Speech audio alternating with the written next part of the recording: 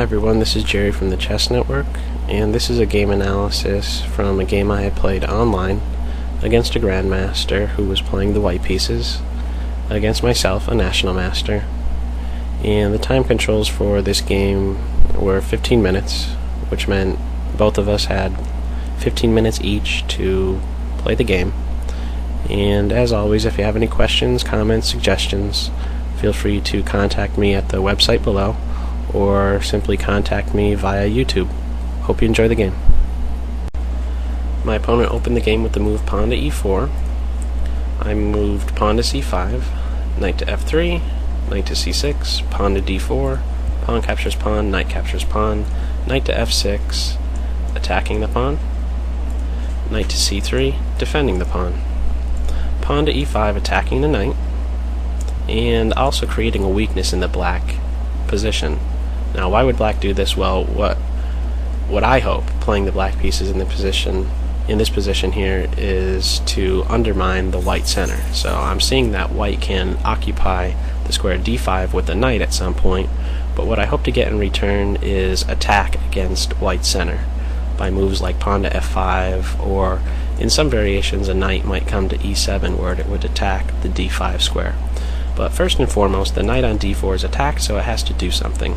Knight to b5, eyeing the d6 square, pawn to d6, bishop to g5, pinning the knight to the queen. Normally my first reaction to a move such as this is to do something about it, namely in the form of breaking the pin or attacking the piece that is pinning my knight to the queen.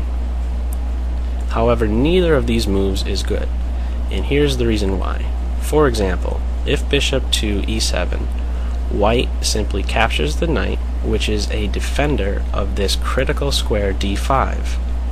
After the knight is removed, the knight on c3 can come to d5, and it's just big trouble. If I were to recapture the bishop like this, I simply lose a pawn, so my only choice is to capture with the pawn. And now this knight comes here, and there's just all sorts of trouble going on here. If black castles, capture the bishop followed by captures the pawn is one variation. And the other threat is to just be forking the king and rook. This is something to be avoided. For right now, I have to avoid this pin. Or excuse me, I have to just do nothing about this pin right now. What I do have to worry about is this knight here. I have to kick this knight off of this b5 square. I have to get him off of this square so that he stops eyeing the c7 square. So, pawn to a6, attacking the knight. Knight to a3, and I still don't do anything about this pin just yet. Instead, I make a more forceful move. Pawn to b5, getting ready to fork both the knights, as well as making way for my bishop to potentially come to the b6 square, as well as guarding the c4 square. The knight on a3 is a poorly placed piece, and I'd like to keep him as a poor piece. I don't want him to be able to come to c4 and reposition himself that much more easily. So, after pawn to b5, knight to d5, landing on the d5 square, which once again is a hole, as well as getting away from this tactic, and adding pressure to the knight, which is pinned. Only now do I do something about this pin, and I break it with the move bishop to e7. Bishop captures knight, bishop captures bishop, and white has just parted with his dark square bishop. Now, is there a way that I can maybe attack these dark squares?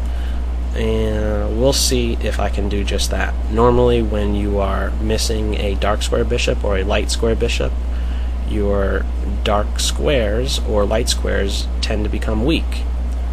So we'll see if I can try and attack black's dark squares.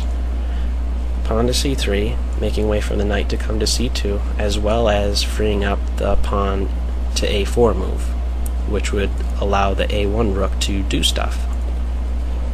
Castle, a developing move, getting my king safe. Knight to c2, repositioning. Bishop to g5, making way for the pawn to come to f5, as well as eyeing the e3 square. So in the event the knight comes to e3, I have the option of taking it. Pawn to a4, attacking my pawn a second time. I have to do something about this.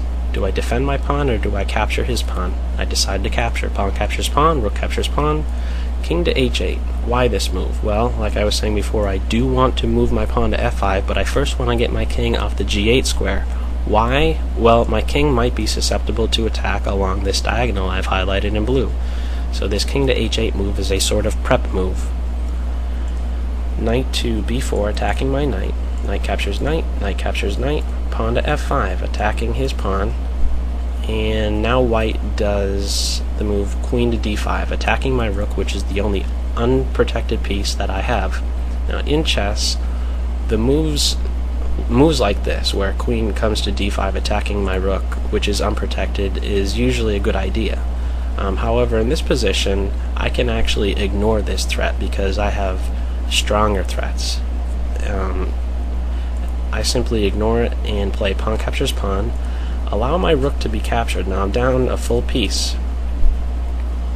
Queen to b6, a quiet move. Now I say quiet because after I move to b6, it's a move that does not capture piece, and it doesn't check the white king, but what it does do is threaten to mate in two.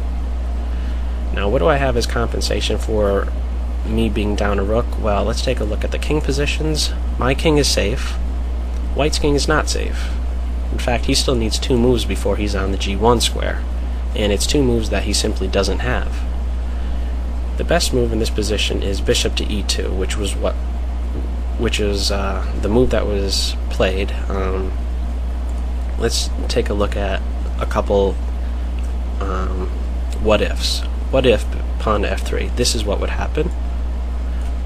Queen to e3. If king here, checkmate. If bishop here, check. If king here, I take the rook. If bishop blocks, I check. King here, queen captures bishop, king to f2, and now I got either rook. Pawn to f3, not good. An alternative, queen here guarding this square, is met by bishop to e6. Tricky move. If the bishop's captured, checkmate in two. Or if the queen retreats here, still keeping an eye on this square, checkmate. As it turns out, this is the best move, and it's met now by queen captures pawn check. This is the actual game. King to d1, queen to e3, threatening two different checkmate in one moves. And now white has to find a move that will guard both the d2 square as well as the c1 square, and there is not a move that can be made that does just that. So the white king needs to put on his running shoes, and he runs to c2. King to c2, queen captures bishop, check. King to b1, queen captures pawn, attacking the rook. Rook to e1, bishop to h4. This is a very dynamic position. There are very forcing moves that are going on here. I'm trying to give as much direction to my opponent as possible. I'm trying to limit my opponent's responses. And after bishop to h4 attacking the rook, rook captures pawn. The rook is now attacking my bishop, but at the same time he's worked himself into a pin. If the rook moves, I get the queen on a8. Queen to f1. Now, in this position, I want to be able to move my c8 rook, but, excuse me, my c8 bishop, but it's pinned to my rook on f8. So, queen to f1 checks the king and protects my rook on f8, which would free up my bishop to move off of the c8 square. King to c2. Note that if king comes here, bishop check, and I got the rook. So king to c2, and bishop to e6. Now I'm threatening the queen. Rook captures pawn. Now I could capture the rook, have white recapture and check my king, but then I would have to block with my bishop. But I don't want to have to do that to my bishop. I don't want to work my bishop into a pin.